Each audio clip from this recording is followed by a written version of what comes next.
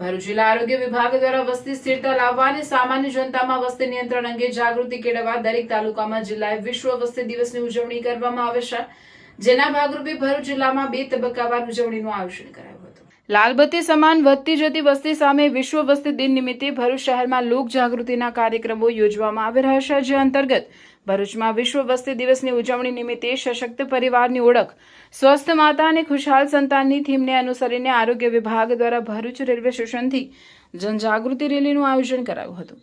આ જનજાગૃતિ રેલીને મુખ્ય જિલ્લા આરોગ્ય અધિકારી તેમજ ઉપસ્થિત આરોગ્ય અધિકારીઓએ ફ્લેગ ઓફ આપી રેલીને પ્રસ્થાન કરાવ્યું હતું।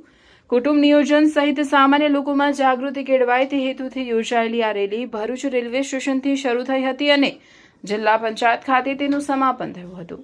આ રેલીમાં કુટુંબ નિયોજન અંતર્ગત નાના કુટુંબ, સખી કુટુંબ, ઘરમાં 2 બાળકોની જોડી, સુખ વધારે અને ચિંતા થોડી જેવા વિવિધ પ્લે કાર્ડ સાથે રેલી કાઢવામાં આવી।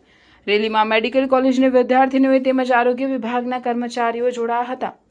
ભરૂચ જિલ્લાના તમામ પ્રાથમિક આરોગ્ય કેન્દ્રો, સામૂહિક આરોગ્ય કેન્દ્રો, હેલ્થ એન્ડ વેલનેસ સેન્ટર્સ તેમજ શહેરી આરોગ્ય કેન્દ્રો ખાતે અનેકવિધ કાર્યક્રમોનું આયોજન કરવામાં આવનાર છે।